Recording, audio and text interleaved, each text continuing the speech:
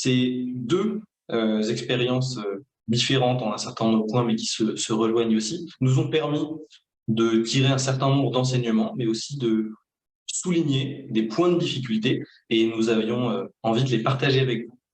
Ce premier point d'enseignement, c'est de constater que les collectivités font déjà de la sobriété. Souvent, c'est sans la concevoir en tant que telle, sans la conceptualiser sous ce terme-là, mais les collectivités développent, encouragent des pratiques de sobriété, font évoluer les comportements parfois en interne, parfois en externe. Quelques exemples, le fait de développer des pistes cyclables et du stationnement automobile payant pour favoriser le vélo, nous l'avons déjà cité. La sobriété foncière, limiter la construction hors de l'enveloppe urbaine. Et puis, par exemple, un autre exemple, le fait de mettre en place des pratiques internes de sobriété numérique, faire attention à ses usages numériques, par exemple en allongeant la durée de vie des appareils. Constater la présence de la sobriété déjà là, ça permet aussi de dédramatiser un sujet un terme qui peut parfois brusquer ou avoir des accents négatifs pour certains. La sobriété, c'est pas seulement une rupture, c'est aussi, dans un certain nombre de cas, la continuité de choses qui sont déjà là. Un second point, nous parlions tout à l'heure de communication, c'est qu'il semblerait que nous observons qu'il est possible aujourd'hui de poser la base d'un discours de sobriété acceptable.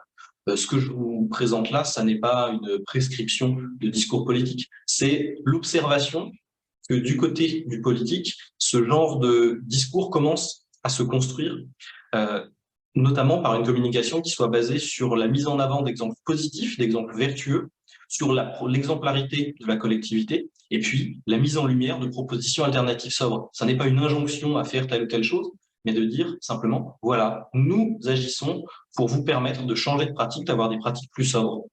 L'idée, c'est évidemment d'éviter la posture moralisatrice, et donc en communiquant sur les pratiques internes, en accompagnant les groupes d'habitants intéressés, et puis évidemment aussi en mobilisant le tissu associatif pour montrer les possibilités aux habitants, pour lever les craintes aussi, par exemple par des défis zéro déchet, par la mise en place d'une facilitation, disons, de l'achat d'occasion, et puis, en dernier temps, en accompagnant le tissu économique vers l'émergence d'une offre qui répond à la demande de sobriété ou qui suscite même la demande.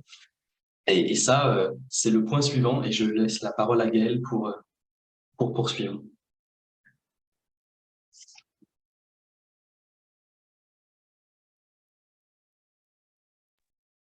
Merci Sacha. Ce qui ressort, c'est qu'il reste à construire pour les collectivités un discours à destination des entreprises. C'est intéressant de dire ça, vu l'actualité d'hier et le discours de la Première ministre auprès du mouvement des entreprises de France. La difficulté, là, au niveau territorial, pour une collectivité, c'est de pouvoir porter un discours qui soit entendable par le tissu économique. Or, on a mené en parallèle de ce projet avec les collectivités quelques temps d'échanges avec des groupes d'entrepreneurs pour réfléchir à l'acceptabilité de la sobriété. Pour une entreprise qui fonctionne sur un modèle en volume, la sobriété, ça semble rimer avec des croissances. D'ailleurs, on a eu des entrepreneurs qui nous ont dit pour nous, la sobriété, c'est presque un gros mot, je ne veux pas en entendre parler. En revanche, je suis prêt à parler d'optimisation. Et dans ce sens-là, c'est quelque chose, la lutte contre l'inutile, le superflu, le gaspillage, qui parle à tous les entrepreneurs. La limite, c'est quand on est là-dedans, en réalité, quand on regarde l'entreprise, on est plutôt dans une approche d'efficacité, d'efficience matière, d'efficience énergétique, plutôt que dans une approche réelle de sobriété, parce que l'entreprise, ce n'est pas le consommateur final. La sobriété, ça concerne la sobriété de la consommation. Là où l'entreprise va pouvoir se positionner, c'est comme pourvoyeuse d'alternatives plus sobres. Et donc, comment elle fait bouger ses propositions pour mieux répondre aux besoins repensés, redéfinis de ses clients qui se sont questionnés eux-mêmes sur leurs besoins et qui sont demandeurs de solutions de sobriété. Et pour ça, l'économie de la fonctionnalité et de la coopération, c'est quelque chose qui peut amener les entreprises à proposer ces alternatives plus sobres, plus en lien avec leurs clients. Autre chose qu'on observe, c'est que chez certains chefs d'entreprise, il y a cette réflexion de, au fond, mon entreprise a-t-elle une vocation à une croissance illimitée? Eh bien, pas forcément. Il peut y avoir une limite à l'extension des activités de mon entreprise. Son but, par exemple, pour un boulanger, c'est de répondre aux besoins en pain des habitants du territoire et pas d'aller chercher de l'activité, mais plutôt supplémentaire, mais d'inscrire son activité dans la durée en réponse aux besoins des habitants du territoire. Ça, c'est un cheminement du chef d'entreprise, voilà, mais qui guide au fond sa manière d'entreprendre. Et puis, dernier point, c'est que la sobriété, ça c'est pareil, ça peut parler à tous les chefs d'entreprise, ça peut être une anticipation des difficultés à venir, puisqu'il y a ce risque de tension sur les ressources, qui là est devenu réalité. Et donc, se préparer à la sobriété pour une entreprise, c'est se préparer à être compétitive dans une période de tension, telle que celle que nous connaissons actuellement. Ça, c'est la troisième catégorie d'enseignement, donc construire le discours à destination des entreprises, et ça, c'est vraiment important dans une politique territoriale de sobriété. L'autre point important, vous l'avez entendu, à la fois pour la communauté de communes du Thouarçais et puis pour l'Orient Agglomération, c'est qu'il faut saisir le moment propice pour poser la question de la sobriété dans la politique du territoire. J'ai commencé avec l'Orient Agglomération, vous avez entendu ce que vous disiez Sacha, on est arrivé au moment de l'élaboration du projet de territoire. Et donc on a pu glisser de la sobriété dans ce projet de territoire. Ceci dit, on est presque arrivé un peu tard, puisqu'il n'a pas été possible d'ajouter des actions supplémentaires.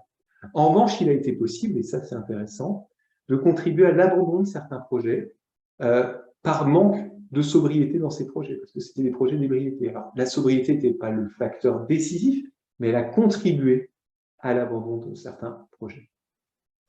La sobriété, elle implique de questionner des modèles de consommation et des modes de vie. Ça signifie qu'il y a une dimension politique forte, avec un besoin, si on dit dimension politique forte, un besoin d'un cadre de discussion le plus large possible. Et donc, si on a ce projet de territoire, avec un lieu de discussion en interne à la collectivité, mais élus, agents, potentiellement d'ailleurs, avec les partenaires externes à la collectivité, on trouve ce cadre de discussion. Et si elle est multithématique, eh bien, il faut que le cadre de discussion soit d'autant plus large. J'en viens maintenant au Thouarçais. Au Thouarçais, vous avez entendu Manon vous dire, nous arrivons à la période de révision du plan climat, air, énergie territorial. C'est une période propice pour aller y inclure de la sobriété.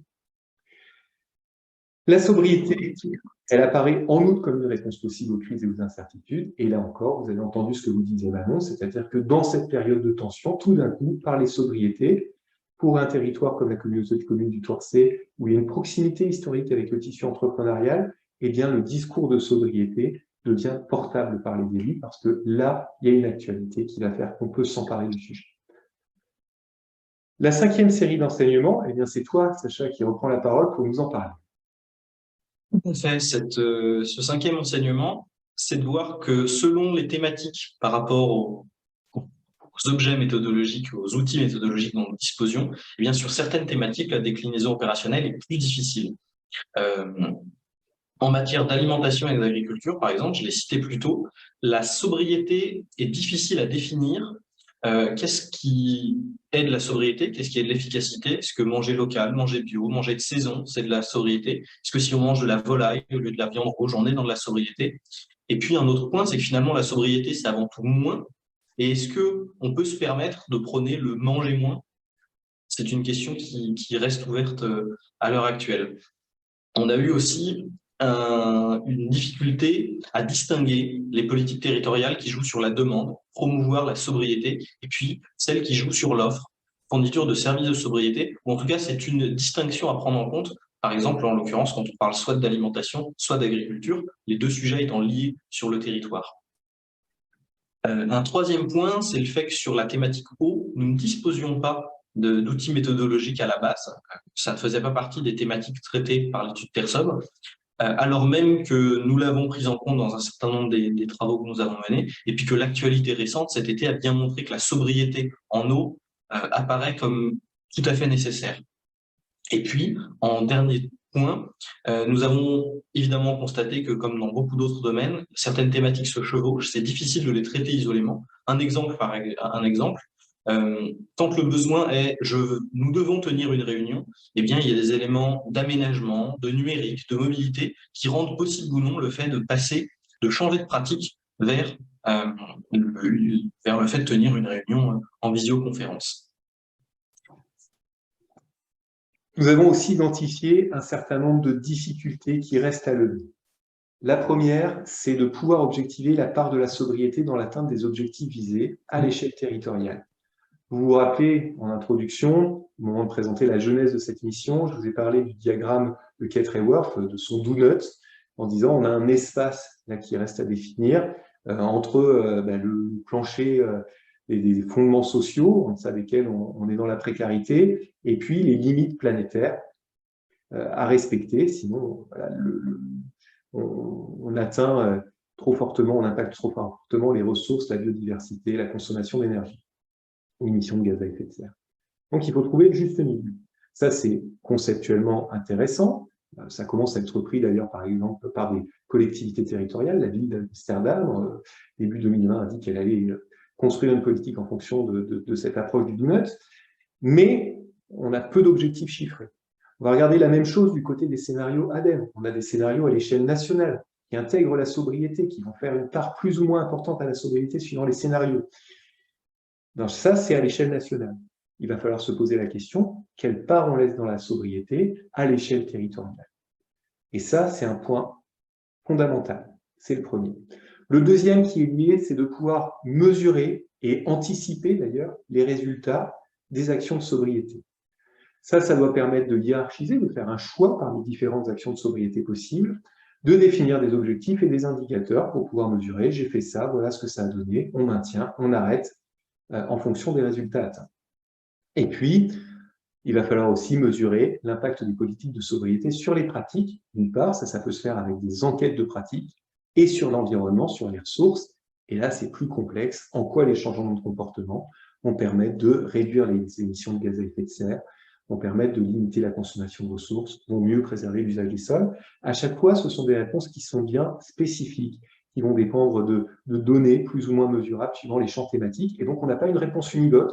Il va falloir multiplier comme ça les angles d'approche suivant les politiques thématiques. Dernière difficulté, la prise en compte du territoire. Vous avez vu que là, dans les deux expérimentations, on s'est fortement centré sur l'activité de la collectivité. Que fait la collectivité en faveur de la sobriété? Oui, c'est bien, mais au fond, la question, c'est où en sont l'ensemble des acteurs du territoire sur la sobriété? Et pour une étude complète, il serait intéressant d'aller observer les initiatives des acteurs, les pratiques des habitants en faveur de la sobriété.